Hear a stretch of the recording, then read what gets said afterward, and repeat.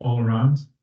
I hope you've managed to, for those of you who are here, of course, in person, that you managed to grab a sandwich and some drinks. For the people online, also very much welcome. I think in the registration, we had like half of the participants online, half here, which is perfectly possible today. So, very much looking forward to this seminar on pharmaceutical supply chains, asking the question, like, what do we know about its social and environmental risks?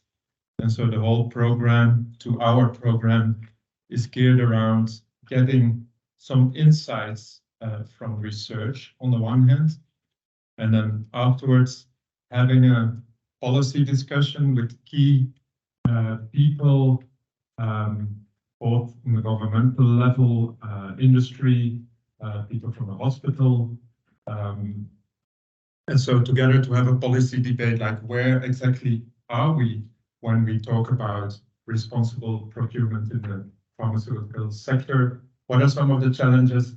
Where are we going? What needs to be done? These kind of debates. I can imagine that for quite some of you, this is a new topic. So Anna, in her presentation, will spend some time explaining what this is about and what we are seeing on the ground. If at any time things are not clear, just let us know, and we can always delve a bit deeper in some of the technicalities. But before we kick off with our keynote, I think we need to ask ourselves the question, like, why in the first place are we talking about human rights, about environmental risks in university supply chains and in hospital supply chains? And in one of the pilot projects that we did together with the university and the hospital, we actually looked at the procurement of vegetables, a very different sector. So we were looking at one of the pilot projects when we where we looked at what that we looked at within the university hospital was actually the procurement of vegetables during the winter time, when the restaurant here needs broccoli or other vegetables. Of course, that can't be produced locally. So what happens? A lot of it comes from the south of Spain. And I'm sure many of you are familiar with what they call the plastic sea, and these greenhouses in large parts of near the coast of South Spain. And study after study showed that there are a lot of challenges in the production of those vegetables and fruit.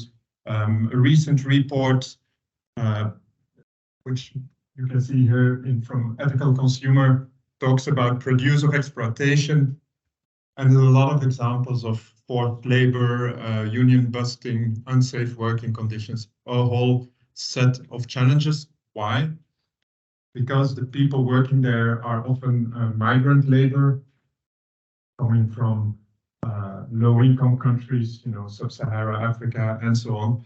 And somehow, even within the European Union, we are not managing to provide safe and decent working conditions for these people. And the problem is that big that Olivier de Schutter, who is a UN Special Rapporteur on poverty and human rights, really has been stressing continuously the importance and also the responsibility of, for example, big retail chains, supermarkets, but also big procurement agencies to ensure that those supply chains would become safer and more fair.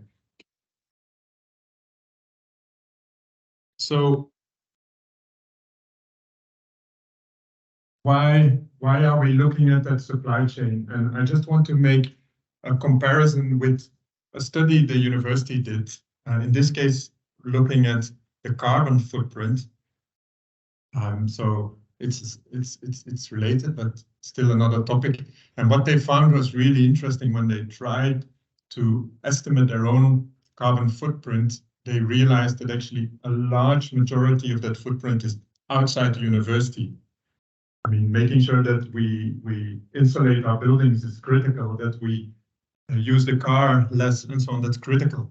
But a large chunk of our footprint is actually outside university, and more than half of it is in the supply chains of the university.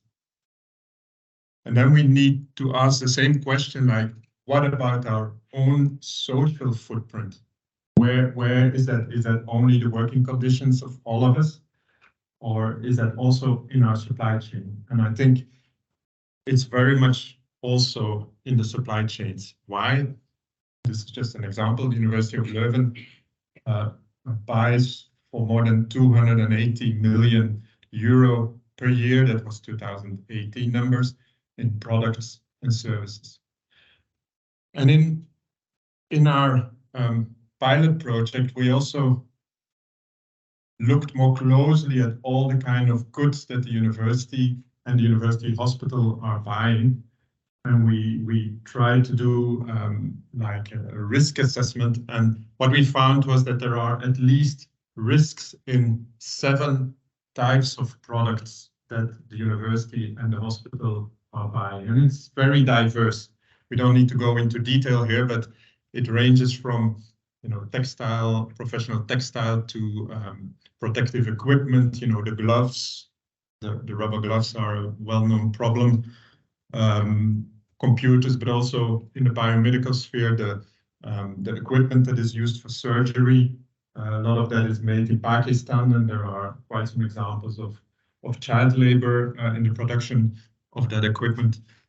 Solar panels, the whole lot, natural stone, but also in services. We had one pilot project where we looked at the academic publishing chain. And so when your article is accepted for publishing, it goes into pre-production. At that point of time, you're contacted. And often those are people working in India, Philippines.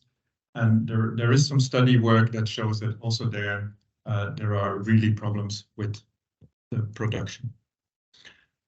We don't need to delve into detail on this, but all in all, I think it's fair to say that the societal expectations are really changing. And some people are talking about a silent revolution. We are gradually acknowledging the responsibility of procurement services, procurement actors in ensuring also that supply chains are safe and are providing decent working conditions.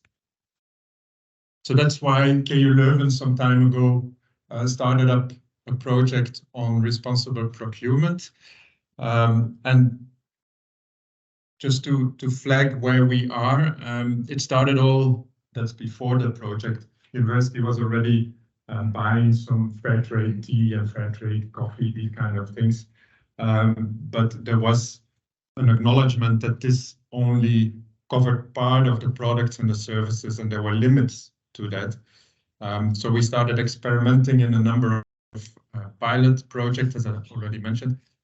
And now we are developing the policy framework to institutionalize this whole process. And that's where we are now. So this seminar is part of one of the actions that we are doing in raising awareness and feeding the debate on that topic. Probably next year, we hope to gradually roll out the new policy on responsible procurement.